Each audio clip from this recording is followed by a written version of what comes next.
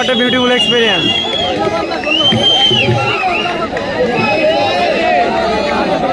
Hello.